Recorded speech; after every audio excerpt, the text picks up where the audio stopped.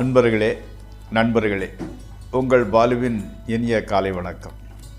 இன்று ஜனவரி 6, அதாவது மார்கழி மாதம் 22ஆம் தேதி, திங்கட்கிழமை, சப்தமி திதி, உத்திரட்டாதி நட்சத்திரம். அப்போ சந்திராஷ்டமம் சிம்மராசிக்காரர்களுக்குரியது.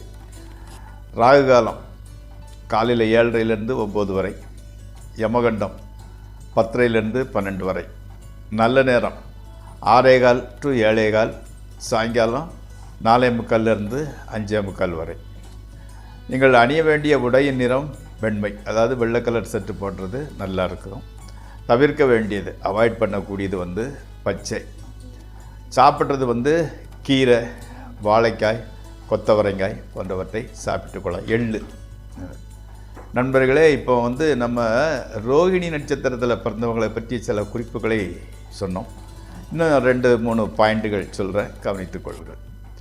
ரோகிணி நட்சத்திரம் 2ஆம் பாதத்தில் பிறந்தவர்கள் தயாள குணமும் தார்மீக சிந்தனையும் உடையவர்களாக இருப்பார்கள். அவங்களுக்கு எப்படின்னு கேட்டிங்கன்னா, ஆத்திரமோ அவசரமோ கிடையாது. Slow steady.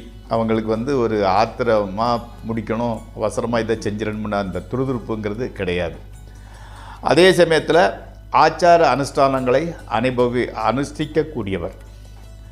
அவர் என்னன்னா, கொடுத்த வாக்கனை கண்டிப்பாக காப்பாற்றுவார், உண்மையே பேசுவார். அதே மாதிரி ஆரோக்கிய பாதிப்பு அப்பப்போ உடல்நிலை பாதிக்கக்கூடியவராக இருப்பார். இவர் குடும்பத்தில் குரோதம், மற்றவங்களுக்கெல்லாம் நல்லவங்களாக இருப்பார், குடும்பத்தில் உள்ளவங்களோட குரோதம் பாராட்டுபவராகவே இருப்பார். பொருள் ஈட்டுவதில் திறமை அற்றவர், அவ்வளவு சாமர்த்தியம் கிடையாது பொருள் சம்பாதிக்கிறதுல. அதே மாதிரி சகோதர சகோதரிகள் மேல் பாசம் கொண்டவர். நண்பர்களே, இப்பொழுது நம்ம ராசி பலன் நிகழ்ச்சிக்குள் செல்வோம். இந்த ராசி பலன் நிகழ்ச்சி உங்களுக்கு பயன்படுமாயின் அதை சப்ஸ்கிரைப் செய்யவும், நண்பர்களுடன் பகிர்ந்து கொள்ளவும். அதே மாதிரி உங்களோட ஜாதகத்தினோட ஃபுல் டீட்டெயிலாக அலசி ஆராய்ந்து பார்க்க வேண்டும் என்றால் 9740846466 நம்பருக்கு ஃபோன் செஞ்சு அப்பாயின்மெண்ட் வாங்கி கொண்டு பேசவும். எந்த டவுட் இருந்தாலும் கேட்டு தெளிவுபடுத்தி கொள்ளுங்கள். இப்பொழுது ஜோதிட ராசி பலன் நிகழ்ச்சிக்குள் செல்வோம்.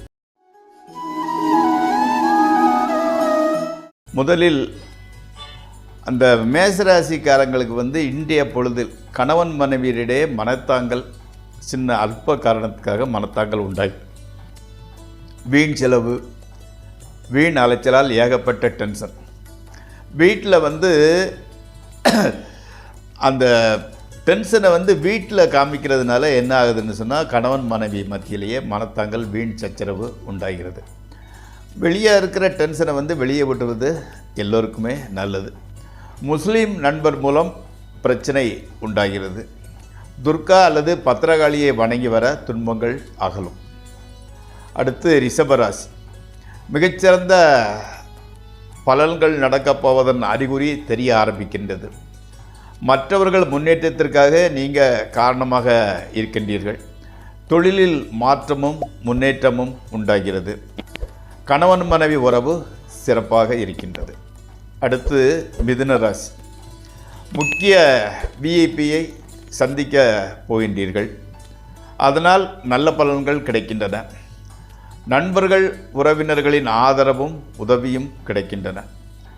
சுயகாரியம் ஒன்றை, சுபகாரியம் ஒன்றை நடத்தி வைக்கின்றீர்கள். அதனால் ஆடம்பர செலவு செய்தாலும் உங்களுக்கு நல்ல பெயரே கிடைக்கின்றது. அடுத்து கடகராசி. உடல்நலத்திற்கு கொஞ்சம் ஜாக்கிரதையாக அதிக அக்கறை எடுத்துக்கொள்ளுங்கள். எந்த வியாதியாக இருந்தாலும் சிறிய அளவில் உள்ள போதே டாக்டரும் தெரிந்து காண்பித்து அதை சரி செய்து கொள்ளுங்கள். உறவினர்கள், நண்பர்கள் ஆகியோருக்கு ஏற்படுகிற துன்பத்தை போங்க நீங்கள் உதவி செய்ய வேண்டி வருகிறது. அதனால் உங்கள் மனைவிக்கும் உங்களுக்கும் சின்ன தகராறு கூட ஏற்படுகின்றது. அடுத்து சிம்மராசி. தெய்வ பக்தியில் கவனத்தை செலுத்தி எச்சரிக்கையுடன் நடந்து கொள்ளுங்கள். பெண்களிடம் சற்று ஜாக்கிரதையாக பழகாவிட்டால் கெட்ட பெயர் ஏற்பட வாய்ப்புள்ளது. கொசுக்கடி, வீட்டில் வளர்க்குற இந்த பூனை, நாய், எது விளையாட்டுத்தனமாக விளையாட்டு போகல கடிக்கிறது போன்ற அற்ப விஷயங்கள்னால பெரிய பிரச்சனை வர வாய்ப்புள்ளது. ஸோ நீங்கள் வளர்க்கக்கூடிய வளர்ப்பு பிராணிகளிடம் கொஞ்சம் ஜாக்கிரதையாக இருங்கள். கொசுவத்தி சுருள் அல்லது கொசு நெட்டு பயன்படுத்தி கொள்ளுங்கள். அடுத்து கன்னிராசி.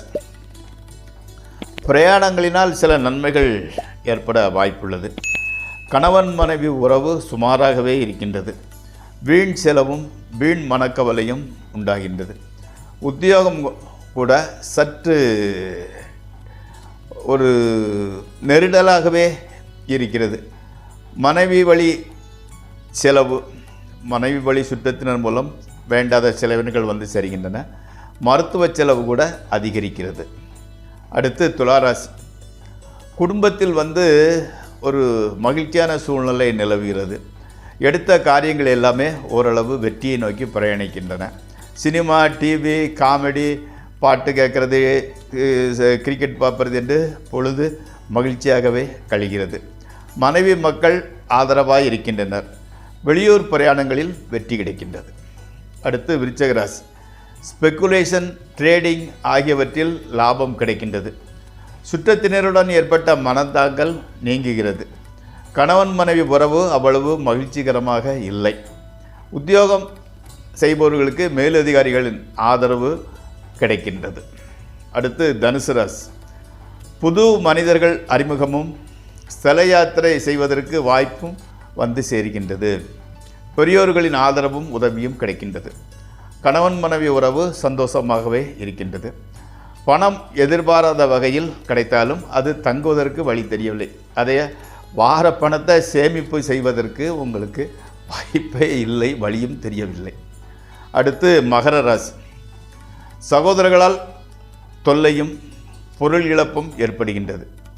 தொழிலில் கொஞ்சம் மந்த நிலை நிலவுகிறது. பணத்தட்டுப்பாடு அதிகம் தெரிகிறது. மனைவியின் உடல் ஆரோக்கியம் பாதிக்கப்படலாம். வீண் அலைச்சலும் வீண் செலவும் உண்டாகின்றது. அடுத்து கும்பராசி. புகழ், செல்வம், செல்வாக்கு, பொருள் வரவு ஆகியவை கிடைக்கின்றது. பொன்பொருள் வரவு நன்றாகவே இருக்கிறது. வீட்டிலையும் சரி வெளியிலையும் சரி நல்ல ஒரு அந்தஸ்து, கௌரவம் கிடைக்கின்றது. கணவன் மனைவி உறவு மகிழ்ச்சிகரமாக இருக்கின்றது. அதிக அளவில் தான தர்மம் செய்கின்றீர்கள். அடுத்து மீனராசி. எடுக்கும் முயற்சிகள் அனைத்தும் வீணாகின்றன. வெளியூர் பிரயாணங்களினால் பெரிய அளவு பயனின்மையே நடக்கிறது. குடும்பத்தில் ஒருத்தரோட உடல்நிலை பாதிக்கப்படுகிறது. சரியான சமயத்தில் உதவி செய்வார்கள் உங்களுக்கு இருக்கின்றார்கள். அதனால் உங்களை ரொம்ப இக்கட்டான சூழ்நிலை வந்தால் மற்றவங்களோட ஹெல்ப்பு உங்களுக்கு கிடைக்கின்றது. அதன் மூலம் நீங்கள் பிரச்சனைகளிலிருந்து விடுபட்டு விடுவீர்கள். அதில் எந்த விதமான மாற்று கருத்தும் இல்லை. மனைவி மக்கள் ஆதரவும் உதவியாக இருக்கின்றது. நண்பர்களே, இந்த ராசி பலன் நிகழ்ச்சி இத்துடன் முடிவடைகிறது. நாளை மீண்டும் சந்திப்போம். உங்கள் பால்.